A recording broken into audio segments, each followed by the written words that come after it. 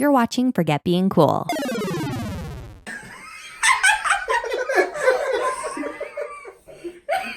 we have to restart that? No, it's fine. No, you guys are a live studio audience.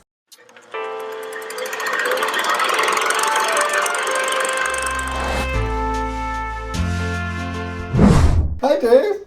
Hi, Jeff. Welcome to Fight Club discussion here on the Film Impact. I'm Dave Moore. That's Jeff Daly. Hi, Jeff. Hey, Dave. Do you know what the first rule of Fight Club is? Are we not allowed to talk about it? All right, that's our The video. whole video done. Perfect.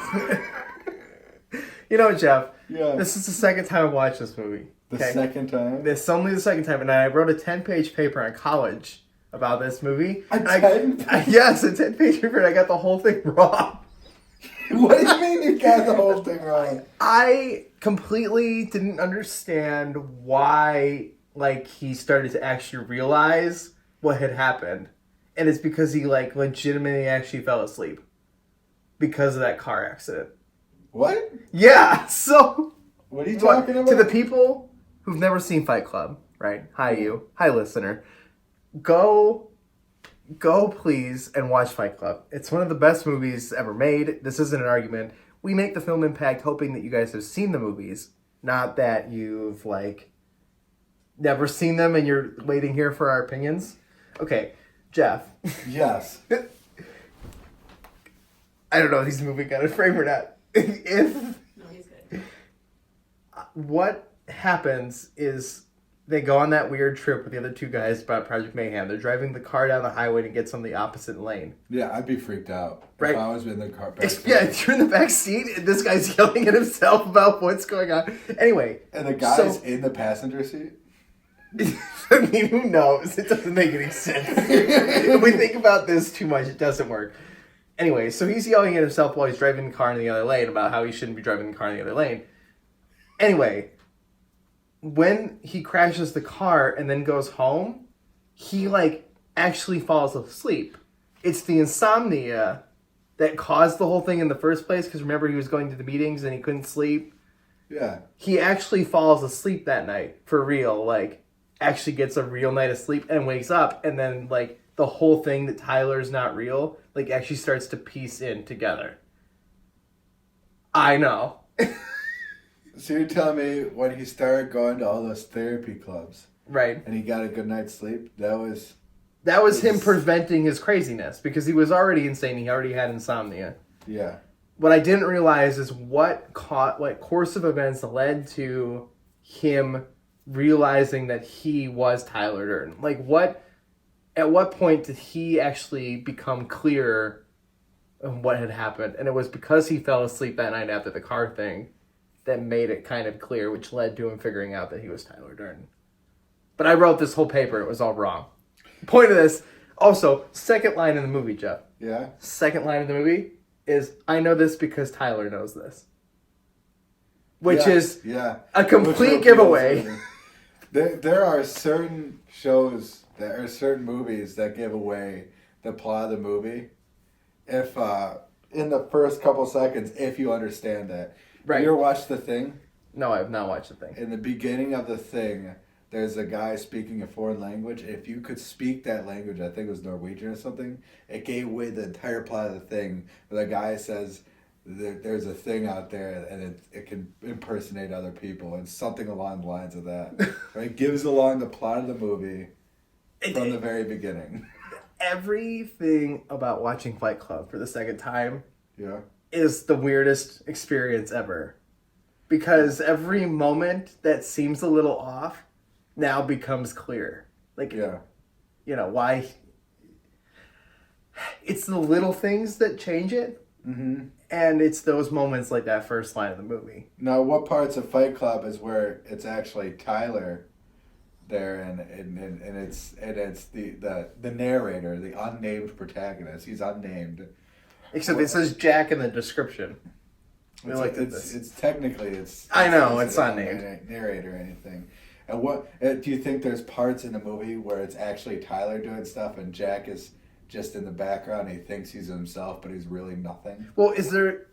What I always wonder, because we watch this from the perspective of the narrator, is the narrator actually Tyler Durden, or is Tyler Durden really a person who did this thing, and Jack is his alternate personality? The narrator is the alternate personality that wasn't aware of the whole thing. Like, we're seeing it from the other side, and you think that Tyler Durden's this false personality that he created. What if it's the other way around? Well, because Tyler is so insane. Tyler Durden didn't show up until the airplane ride. Right. So does that mean he was in the airplane ride by himself with nobody next to him and he was just talking to himself? Yes. At what point did that... just in his insomnia, just his boredom taking Well, over? it's because he couldn't sleep because he couldn't go to the meetings anymore because of the work trips. What's her name ruining it for him and showing up to testicular cancer. Yeah. Meetings. There's the... That's kind of the whole thing with this movie that kind of drives me a little bit nuts. It's like the entire cast, like every person that's involved in this whole thing is insane. Like, it's not even just Tyler Durden and him and the narrator. Like, every individual person that is interacted with, whether it's the people in the meetings or the people who are like, you can go to these meetings, they make people, like, miserable. Like, every person is an awful person. Every person's an awful person? Even his boss is a jerk, too. Oh, who's the guy in the testicular cancer meetings that, Bob? What's his name? Bob with the giant boobs. Yeah. Dude, that guy was pretty nice. He's a good guy, yet I don't understand. One of the parts I don't understand where he's both, if he's Jack and Tyler, right? If he's the unnamed narrator and Tyler. He, like, freaks out at Bob and tells Bob he can't be there. And then he goes and tells him. And then he goes out there and goes, oh my God, I'm so sorry. You can come in. Don't listen to Tyler. Dude, like, what would Bob would... I would freak out if I was Bob. I'd leave. I don't care. I don't understand why everybody didn't leave. Because it always seemed like both people were interacting at all times. How did Tyler brainwash them to that point? Right. This movie, it's in it for the plot twist. Right. That is the point. The eventual concept of blowing everything up at the end, which I didn't even remember the end. When we were watching this, I'm like, I remember the twist, right? Like, I remember that, but I didn't remember how this ended because it's just been a couple of years now. And I'm like, what happened? Oh, he shoots himself and they blew up everything? Yeah. Okay, that's a little ridiculous. I don't know how I feel about that. This movie is good, but it's ridiculous if you just start to think about the multiple personality thing. Right. To where he's supposed to be in bed with the girl, but also walking around. Like, right. How does that work in real life? And yeah, if he's him, he's witnessing everything that's happening from from his perspective of Tyler, yet he is Tyler the whole time, meaning he was doing that girl, yet also downstairs underneath witnessing it happening. So he's doing the girl, but the other personality is like, what, wandering on as a figment of the imagination, thinking he's wandering around? Right.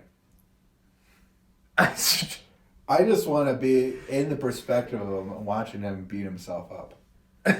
You know, at the beginning, like where he blackmails his boss, you're like, how is he so good at beating himself up? Well, I could never beat myself up. He even says, at that moment, which is one of those moments, is he says, I was reminded of the first time I fought Tyler. I don't know why. Which is like, why did all these people join the fight clubs?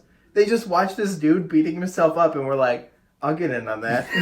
Like, I don't understand what happened. I would have the exact same look as a boss going, what the heck is going on? Yeah, no, everybody who joined this, like, giant criminal organization to blow up all the banks, like, I don't understand how that happened. And I would like to... Project Mayhem? Yeah, I don't understand Project Mayhem.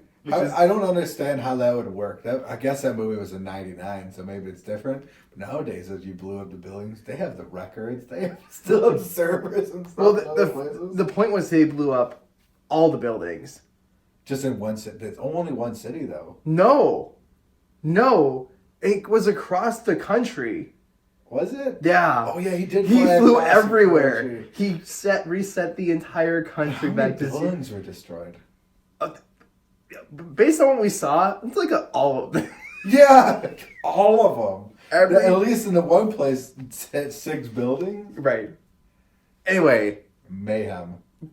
Serious mayhem. So, what's a what's the impact of this movie and film? The twist. The plot twist, yeah. Setting up the plot twist and this level of narration that, like, where you can have two people playing one person and get away with it. Yeah.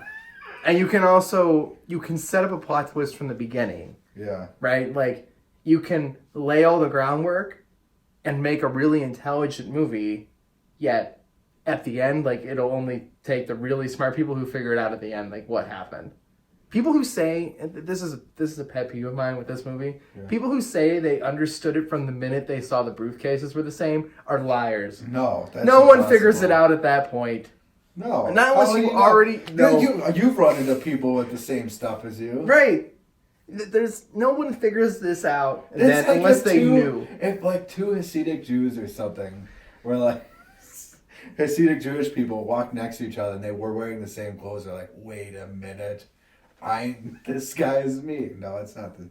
No, you can't look and tell for the briefcase. No. You'd have to get a lot more clues than that. Right. Maybe you could piece it together before where it really is revealed, but just a little bit before though. Even like watching this the second time, like, okay, I understand this moment now, right? Mm-hmm. Like I get why they did this, but I don't think I would have picked up on it ever in that first viewing.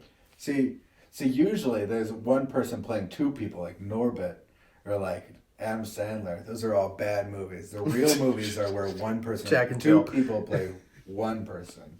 That's where the movie gets good, you know? But that would have been a giveaway. If he had to play both, then we would have known. Are you sure? It depends on how good of an actor he was.